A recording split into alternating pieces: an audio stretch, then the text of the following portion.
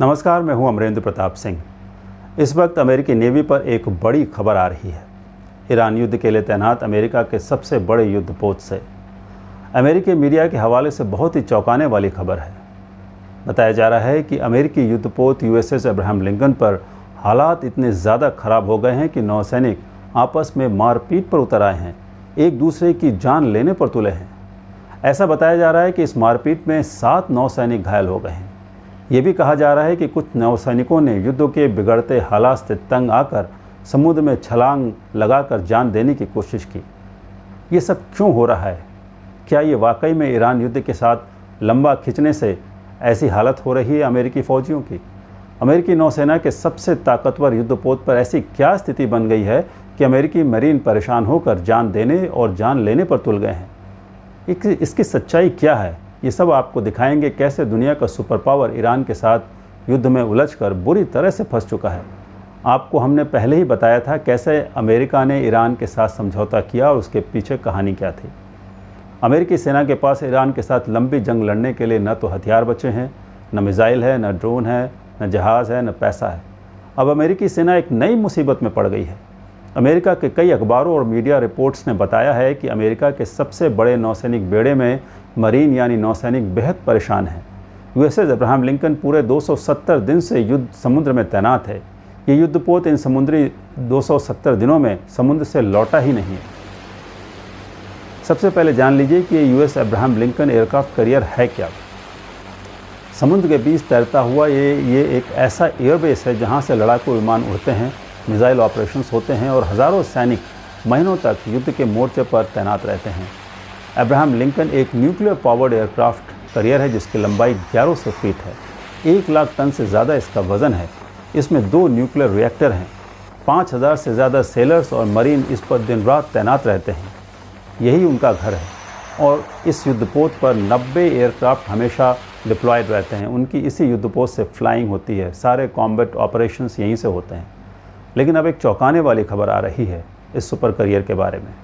बताया जा रहा है कि नौसैनिकों के पास टूथपेस्ट ख़त्म हो गए हैं, नहाने के लिए साबुन नहीं है, शावर ख़राब है, कई हफ्तों से लॉन्ड्री सर्विस नहीं हुई है, प्लम्बिंग की गंभीर दिक्कतें हुई हैं और इससे भी बड़ी चिंता जो नौसैनिक हैं उनका मेंटल हेल्थ और मोराल दोनों नीचे जा रहा है।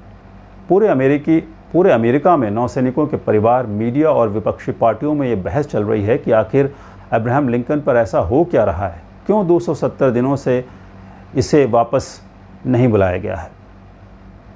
सवाल है आखिर दुनिया की सबसे ताकतवर नेवी का एक सुपर कैरियर इस हालत तक पहुंचा कैसे, और क्या ये सिर्फ अमेरिका के एक वॉरशिप की कहानी है या दूसरे वॉरशिप भी इसी हालत में है, और फिर इसके पीछे अमेरिका की पूरी नेवल स्ट्रेटजी क्या है? क्या ये उसका फेलियर है? ये जो वीडियो आप देख रहे हैं यही है USS अब्राहम लिंकन। ये कोई मामूली युद्धपोत नहीं है। ये समुद्र पर तैरता दुनिया का सबसे शक्तिशाली नौसैनिक बेड़ा है। USS अब्राहम लिंकन अमेरिका की निमिट्ज़ क्लास का 5वां एयरक्राफ्ट कैरियर है। इसे 11 नवंबर 1989 को कमीशन किया गया था।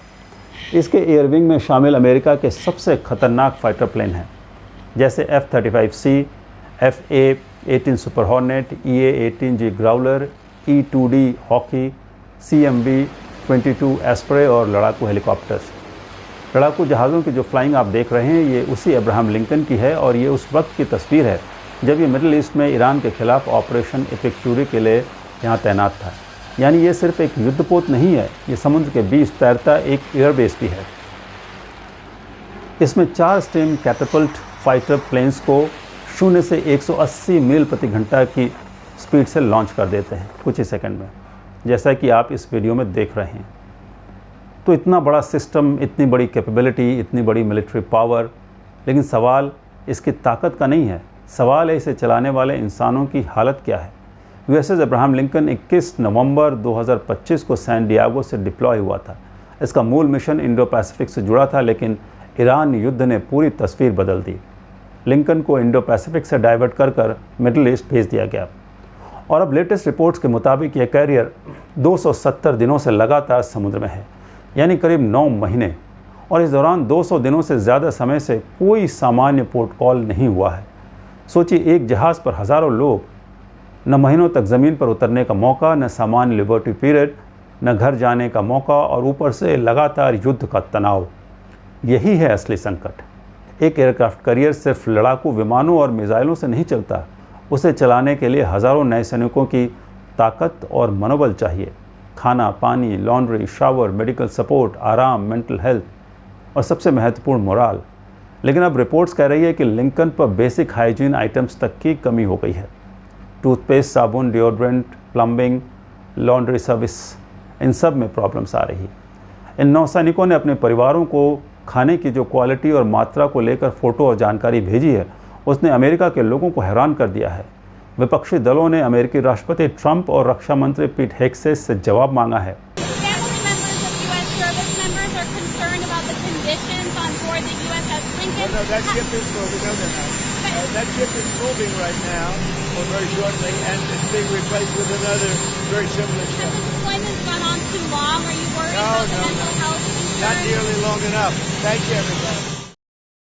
अब जैसे ही इस मामले ने तूल पकड़ा, अमेरिकी रक्षा मंत्रालय पेंटागन ने यूएसएस अब्राहम लिंकन को रिप्लेस करने और उसकी जगह पर दूसरे वॉरशिप को उसकी जगह भेजने का आनन फानन में फैसला कर लिया।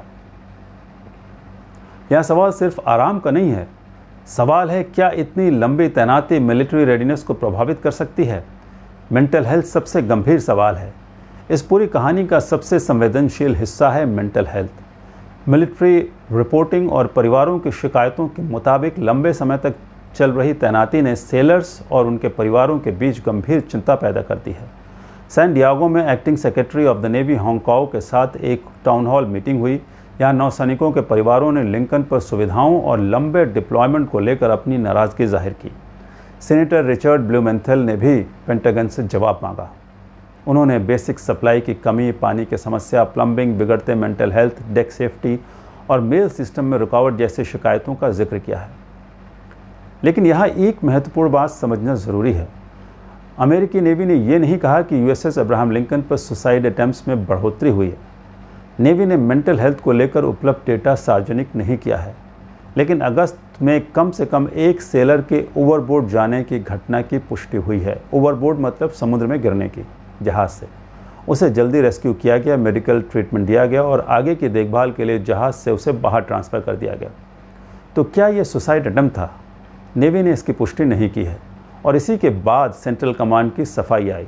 अमेरिका की सेंट्रल कमांड ने तो यूएसएस अब्राहम लिंकन पर किसी भी नौसैनिक को किसी भी तरह की परेशानी से पूरी तरह से पल्ला झाड़ लिया है। जैसे वॉरशिप 270 दिनों की समुद्र में तैनाती पर कुछ हुआ ही नहीं है। अगर ऐसा नहीं है तो अमेरिकी मीडिया में ये खबर कहाँ से आई और सब ने क्यों यूएसएस अब्राहम लिंकन को लेकर ही रिपोर्ट्स को छापा है और बताया है? ये सोचने वाली बात है। आपको याद होगा जब अमेरिका में हथियारों को लेकर अमेरिकी सेना ने कहा था कि वो युद्ध ज़्यादा दिन तक नहीं लड़ पाएंगे क्योंकि मिसाइलों की कमी हो गई है, लड़ाकू ड्रोन्स खत्म हो गए हैं, अरबों डॉलर की ज़रूरत पड़ेगी, ईरान में युद्ध के लिए मिसाइल मंगाने में महीनों लग सकते हैं। तो अमेरिका के रक्षा मंत्रालय और अमेरिकी राष्ट्रपति ने क्या कहा था? उन्होंने इसे सीधे फेक न्यूज़ और मनगढ़ंत बता दिया था। लेकिन अब वो खुद मान चुके हैं कि अमेरिकी सेना के पास हथियारों की गंभीर कमी है। पेंटागन हमेशा की तरह इन रिपोर्ट्स को गलत बता रहा है। डिफेंस सेक्रेटरी पीट हेग्सेस ने लिंकन की परिस्थितियों से जुड़ी रिपोर्ट्स को कम्प्लीटली मिसरिप्रेजेंटेटेड यानी पूरी तरह गलत तरीके से पेश किया गया बताया। हेग्सेस का कहना है कि हर जहाज़, हर क्रू और हर कैप्टन को उपलब्ध संसाधन दिए जा रहे हैं। लेकिन दूसरी तरफ कांग्रेस सवाल पूछ रही है, सैनिकों का परिवार सवाल पूछ रहा है। जब इस पर विवाद बढ़ने लगा तो अब एक दूसरे एयरक्राफ्ट कैरियर लिंकन को राहत देने के लिए भेजा जा रहा है। यहीं से कहानी और ज़्यादा दिलचस्प हो जाती है। अमेरिका ने यूएसएस जॉर्ज वाशिंगटन को मिडिल ईस्ट भेजने का फैसला किया है। इसका मकसद है अब्राहम लिंकन को राहत देना। जॉर्ज वाशिंगटन वियतनाम के दानांग से रवाना हुआ और अब इंडियन ओशन की तरफ बढ़ रहा है। इसके साथ क्रूज़र और डिस्ट्रॉयर भी हैं। लेकिन इसका एक बड़ा रणनीतिक मतलब है। जॉर्ज वाशिंगटन इंडो पैसिफिक से मिडिल ईस्ट की तरफ आ रहा है, यानी ईरान युद्ध के कारण अमेरिका को एक थिएटर से दूसरे थिएटर में अपनी नेवल पावर को शिफ्ट करना पड़ रहा है। और यही है अमेरिका की असली समस्या। अमेरिका के पास दुनिया की सबसे बड़ी और सबसे शक्तिशाली एयरक्राफ्ट कैरियर फ्लीट है, लेकिन अमेरिका के पास अनलिमिटेड कैरियर नहीं है। अमेरिका के पास 11 न्यूक्लियर पावर्ड एयरक्राफ्ट कैरियर हैं और इन 11 में से हर समय सभी कैरियर कॉम्बैट ड्यूटी पर नहीं होते हैं। कुछ मेंटेनेंस में होते हैं, कुछ ट्रेनिंग में, कुछ की ओवरऑलिंग चल रही होती है। यानी असली ऑपरेशनल पूल काफ़ी छोटा होता है। और अमेरिका की समस्या यही है कि दुनिया भर में उसने अपने पैर पसार रखे हैं, हर जगह अपनी सैनिक अड्डे बना रखे हैं, लेकिन जहाज़ों की संख्या उस गति से नहीं बढ़ रही है। इस फ़र्क को समझने के लिए 1991 का गल्फ़ वॉर याद कीजिए।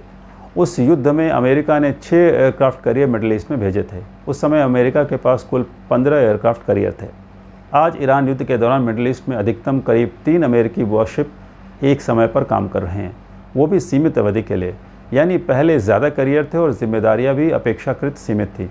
आज कम कैरियर हैं, ज़्यादा मिशन हैं, ज़्यादा थिएटर है और ज़्यादा तनाव है। यही वो स्थिति है जिसे एक्सपर्ट्स ओवरस्ट्रेच्ड और स्ट्रेटेजिक ओवर एक्सटेंशन के नज़रिए से देख रहे हैं। और ये सिर्फ अब्राहम लिंकन की कहानी नहीं है। USS गेराल्ड आर फोर्ड ने भी हाल ही में करीब 326 दिनों का रिकॉर्ड डिप्लॉयमेंट पूरा किया, लगभग 11 महीने। उस तैनाती के दौरान उसके ऊपर भी कई समस्याएं सामने आई थी। आपने देखा होगा इस वॉरशिप पर टॉयलेट ब्लॉक हो गया था, लॉन्ड्री में आग लग गई थी, स्लीपिंग क्वार्टर्स को नुकसान पहुंचा था और फोर्ड को मई में अपना डिप्लॉयमेंट खत्म कर दिया गया उसका। ये कोई आइसोलेटेड इंसिडेंट नहीं लगता। लंबे डिप्लॉयमेंट से अमेरिकी नेवी के लिए सिस्टमेटिक प्रेशर बनते जा रहे हैं। अमेरिका दशकों से दुनिया के अलग अलग हिस्सों में अपनी मिलिट्री प्रेजेंस बनाए हुए है। Indo Pacific, Middle East, Europe, Red Sea और अब ईरान युद्ध। हर जगह अमेरिका को एयरक्राफ्ट कैरियर चाहिए, लेकिन एक युद्धपोत को युद्ध के लिए भेजने का मतलब है सिर्फ जहाज़ भेजना नहीं है। उसके साथ उनको क्रू चाहिए, air wing, destroyer, cruiser, fuel, ammunitions, maintenance, logistics और सबसे महत्वपूर्ण उसकी रिप्लेसमेंट। अगर एक कैरियर को समय पर वापस नहीं बुला सकते तो दूसरा कैरियर भेजना पड़ता है। और अगर दूसरा युद्धपोत भी किसी दूसरे थिएटर से आता है तो वहाँ गैप पैदा होता है। यही समस्या अब अमेरिका के सामने है। इसी दबाव के बीच ट्रंप अब अमेरिकी नेवल शिप बिल्डिंग क्षमता को तेज़ी से बढ़ाने की कोशिश में लगे हैं। ट्रंप ने अमेरिकी नेवी के लिए विदेशी शिपयार्ड्स के इस्तेमाल का रास्ता खोल दिया है। दशकों से अमेरिकी नेवल शिप बिल्डिंग मुख्य रूप से अमेरिकी शिपयार्ड्स पर निर्भर थी। यानी अमेरिका अब मान रहा है कि उसे ज़्यादा शिप चाहिए और जल्दी चाहिए। और फिर आता है ईरान। अब इस पूरी कहानी को ईरान से जोड़िए। USS Abraham Lincoln middle east में क्यों है? क्योंकि अमेरिका ईरान के खिलाफ युद्ध में अपनी एयर और नेवल पावर का इस्तेमाल कर रहा है और अमेरिका ने ईरानी पोर्ट्स के खिलाफ ब्लॉकेड भी दोबारा लागू कर दिया है। रक्षा मंत्री हेक्सेट का कहना है कि अमेरिका इस ब्लॉकेड को इनडेफिनेट टाइम तक के लिए जारी रखेगा। अब सवाल है कि अगर युद्ध का अंत नज़र नहीं आ रहा है, अगर ब्लॉकेड अनिश्चित समय तक चल सकता है, अगर मिडल ईस्ट में हज़ारों अमेरिकी सैनिक तैनात हैं और अगर युद्धपोत पहले से ही लंबे डिप्लॉयमेंट पर है, तो अमेरिका इस ऑपरेशन को कितने समय तक सस्टेन करेगा? अब सबसे बड़ा सवाल यही है, क्या USS अब्राहम लिंकन की कहानी का मतलब है कि अमेरिका कमज़ोर हो गया है? अमेरिका अभी भी दुनिया की सबसे शक्तिशाली मिलिट्री पावर है। USS अब्राहम लिंकन आज भी दुनिया का सबसे शक्तिशाली युद्धपोत है। लेकिन असली सवाल ये नहीं है कि अमेरिका कितना ताकतवर है। सवाल यह है कि अमेरिका अपनी ताकत को कितने लंबे समय तक सस्टेन कर सकता है। यही फ़र्क है। एक सुपर कैरियर को युद्ध में भेजना आसान नहीं है, लेकिन उसे महीनों तक समुद्र में रखना, उसके 50,000 से ज़्यादा मरीन्स को लगातार ऑपरेशनल टेम्पो पर रखना, उसकी सप्लाई बनाए रखना, उसका एयर विंग उड़ाते रहना, उसके मेंटेनेंस को जारी रखना और फिर समय पर दूसरा कैरियर उपलब्ध कराना, यही असली मिलिट्री टेस्ट है। अमेरिका अपने ही जाल में फंसता जा रहा है। एक तरफ ईरान, दूसरी तरफ हॉर्म्यूज़ का संकट, तीसरी तरफ रेड सी में हमले, चौथी तरफ इंडो पैसिफिक और इनके अलावा चीन, रूस और नॉर्थ कोरिया का तनाव। अमेरिका को हर जगह अपनी मिलिट्री प्रेजेंस बनाए रखनी है। सवाल है, क्या ईरान युद्ध ने अमेरिका की एयर पावर, अमेरिका की मिसाइल पावर, उसकी नेवल पावर को एक्सपोज कर दिया है? और अगर ईरान युद्ध लंबा खिंचता है तो पहले कौन थकेगा, अमेरिका के जहाज़ या अमेरिका की स्ट्रैटेजी? आप क्या सोचते हैं? हमें अपने कमेंट्स ज़रूर लिखकर भेजिए। जय हिंद, नमस्कार।